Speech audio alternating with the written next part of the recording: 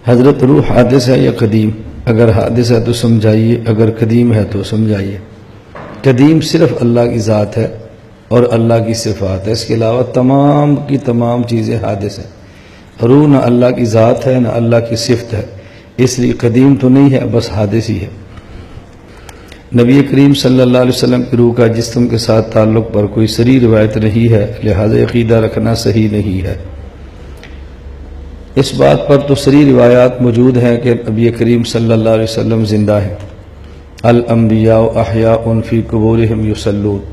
سوال یہ ہے کہ انسان زندہ ہو اور پھر روح کا تعلق نہ ہو، این خیال است و محال است و جنوں، یہ پاگل ہی ذہن رکھ سکتا ہے، سمجھدار بندہ ذہن نہیں رکھ سکتا۔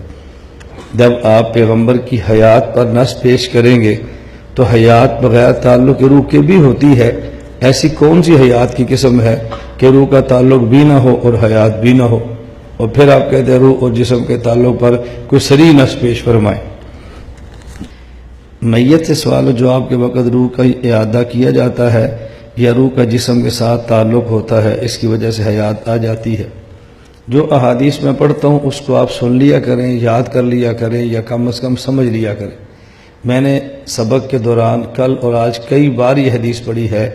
اللہ کے نبی صلی اللہ علیہ وسلم کا ارشاد ہے، تعاد روحہ الی جسدہ، تعاد روحہ الی جسدہ، میت میں قبر کو رکھتے ہیں پھر روح کا اعادہ ہوتا ہے، اور اہل سنت والجماعت کا یہ برحق عقیدہ ہے۔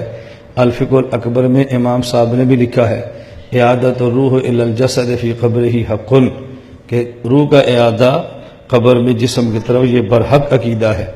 اب پھر بھی کہتے ہیں روح کا تعلق ہوتا ہے، اعادہ ہوتا ہے کہ نہیں ہوتا؟ جب حدیث سن لیتے ہیں تو اس کے بعد تو چٹ نہ لکھا کریں نا۔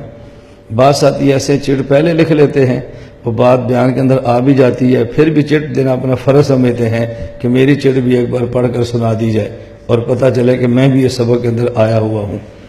مجھے پورا یقین ہے کہ ہمارے سبق میں بعض ایسے لوگ ہیں جو ہمارے ہم عقیدہ نہیں ہیں، اور مجھے پورا یقین ہے کہ بعض ایسے ہم عقیدہ تو ہیں لیکن متاثر دوسروں سے ہیں کہ ان کے پاس ایک عرصہ گزار چکے ہیں۔ یہ دونوں چیزیں میرے ذہن میں ہوتی ہیں، اس لیے میں سمجھتا ہوں کہ چٹ لکھنے والا کون ہے، فلاں نے کیوں لکھی ہے۔ بعض واقعتاً اشکال کی وجہ سے لکھتے ہیں اور بعض اپنے وجود کا ثبوت دینے کے لکھتے ہیں کہ ہم بھی یہاں پر موجود ہیں، تو آپ کے آنے پر میں خوش ہوتا ہوں، پریشان میں نہیں ہوتا۔ بعض سمجھتے ہم بتائیں گے نا ہم ہیں تو شاید یہ بیچارہ گھبرا جائے گا، یہ سب آپ کی غلط فہمیاں ہیں، یہ غلط فہمیاں دور فرما لیں۔ اب تو آپ میرے گھر بیٹھے ہیں، میں آپ کے گھر میں آ کر بولتا ہوں تو نہیں گھبراتا، اور آپ میرے گھر میں بیٹھو تو پھر میں آپ کو دیکھ کر گھبرا جاؤں گا، اس سے بڑا پاگل پنا کیا ہو سکتا ہے؟ نبی کریم صلی اللہ علیہ وسلم کے لیے حضور کا لفظ استعمال کرنا کیسا ہے؟ لفظ حضور کے معنی کی وضاحت فرما دیجیے۔ نبی کریم صلی اللہ علیہ وسلم کے لیے حضور پاک صلی اللہ علیہ وسلم کا لفظ استعمال کرنا ہمارے ہاں متعارف، متداول اور ہمارے اکابر کی کتب میں موجود ہے۔ اصل میں ہم یہ نہیں سمجھتے کہ کسی بھی لفظ کا اس عرف میں معنی کیا ہوتا ہے۔ ہمارے عرف میں حضور کا معنی کیا ہے؟ یہ عزت کے لیے ہے، عظمت کے لیے ہے، تنقیص کے لیے ہے۔ تو جب یہ لفظ ہمارے یہاں عزت کے لیے بولا جاتا ہے تو رسول اللہ صلی اللہ علیہ وسلم سے زیادہ عزت کا حقدار کون ہے؟ آپ کیا کو بڑا ہو تو آپ کہتے ہیں حضور والا میں آپ سے بات کہنا چاہتا ہوں، حضور والا میری آپ سے گزارش ہے۔ تو ہمارے عرف میں یہ عزت کا لفظ ہے، اس لیے عزت کا لفظ کے سب سے زیادہ حقدار رسول اکرم صلی اللہ علیہ وسلم ہے۔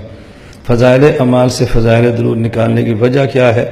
فضائل اعمال سے فضائل درود کسی نے بھی نہیں نکالا، یہ چند دکانداروں نے نکالا ہے اور بعض لوگ جو گھبراتے ہیں انہوں نے نکالا ہے۔ اس لیے میں تبلیغ والوں سے کہتا ہوں کچے تبلیغی نہ بنے، پکے تبلیغی بنے، اور آپ یہ عہد کرو کہ ہم اس فضائل اعمال کی تعلیم کرائیں گے جس کے ساتھ فضائل درود بھی شامل ہے انشاءاللہ۔ آپ نیت فرماتے ہیں؟ بولو، جن کا ارادہ وہ ہاتھ کھڑے کرو۔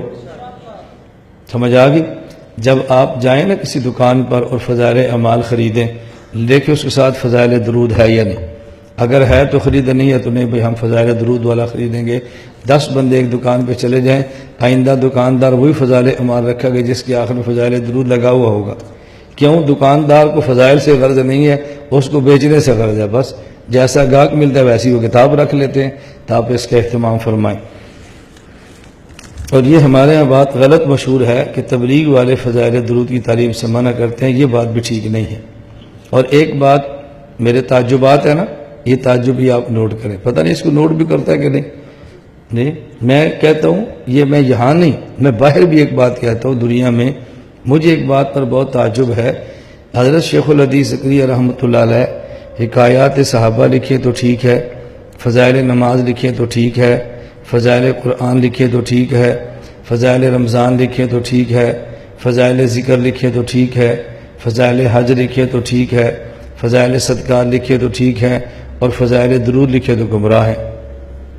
بھئی جب ایک آدمی گمراہ ہے تو اس کی باقی کتابیں پڑھنا کیسے ٹھیک ہے؟ اور اگر آدمی صحیح العقیدہ ہے تو اس کی یہ کتاب ٹھیک کیوں نہیں ہے؟ وہ اس پر مجھے بہت تعجب ہوتا ہے. بھئی وہ آدمی جو حضرت کے عقیدے کا منکر ہے وہ تبلیغی جماعت میں جاتا ہے، فضائل مال کی تعلیم کرتا ہے، اور جب فضائل درود آتی ہے تو کہتا ہے میں نہیں مانتا، یہ ٹھیک نہیں ہے، غلط ہے. تو غلط آدمی کی کتاب کی تعلیم کرانا کیسے جائز ہوگا؟ اگر حضرت شیخ الحدیث زکریا رحمۃ اللہ علیہ ٹھیک ہیں تو آپ کی ساری کتابیں ٹھیک ہیں، اور اگر ایک ان کا عقیدہ ٹھیک نہیں ہے تو گمراہی تو ایک عقیدے کی وجہ سے بھی آ جاتی ہے نا. اللہ ہمیں یہ بات سمجھنے کی توفیق عطا فرمائے. لا إله إلا الله لا إله إلا الله لا إله إلا الله ما لنا رب سواه